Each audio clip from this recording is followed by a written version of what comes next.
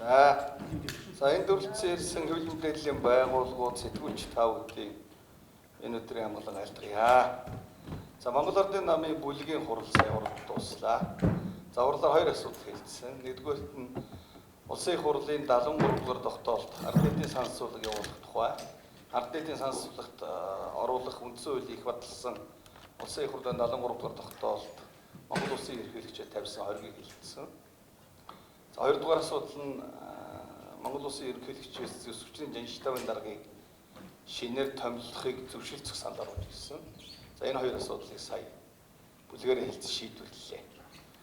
За нэгдүгээр асуудлын тухайд улсын их хурл 6 сарын 12-наас хойш Монгол улсын үндсэн хуульд нэмэлт өөрчлөлт оруулах тухай асуудлыг үндсэндээ 3 сар шахам хэлэлцээд сая 9-р сарын 10-аар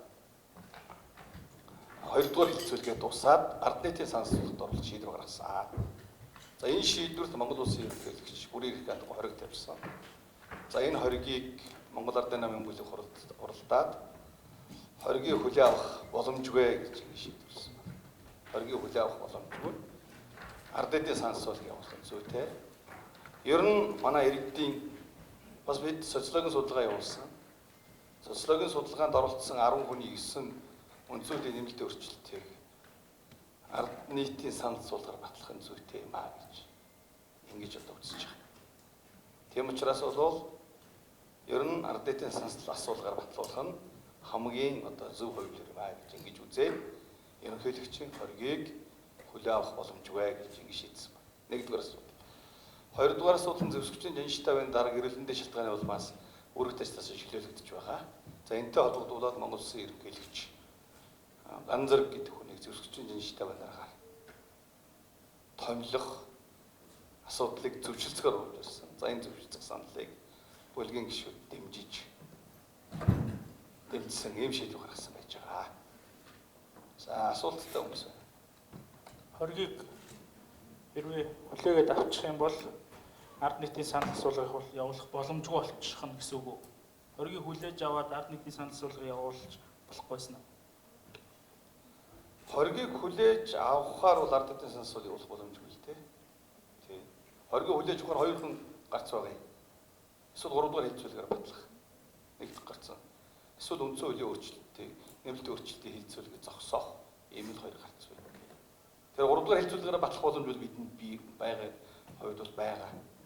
Гэхдээ Монгол Ардын нам 2016 оны сонгуульд орохтой ч тэр сая 9 сард гарсан шийдвэртээс тэр ер нь ард нийтээр нь батлуулъя гэдэг ийм саналтай байгаа учраас энэ санал дээр тогтож ярилцаад одоо хамгийн одоо боломжтой хувилбар бол ард нийтийн саналцуулга явуулах хувилбар юм аа гэж үзэж байгаа. Одоо ерөнхийлөгчийн хоригийг хүлээж аваагүй. Энэ дээр улс төрийн ямар нэгэн эрсдэл байгаа юу? Тэгээд цаашдаа процессын үед юу яаж явах хэвээр вэ? Нөгөө ард нийтийн санал асуулга явах өдрөө томилох гэдэг тэр процессын таныг тайлбарлаад байна. За энэ хоригийг хүлээж авахгүй тохиолдолд бол дараа нь их хурл нэг шийдвэр гаргана.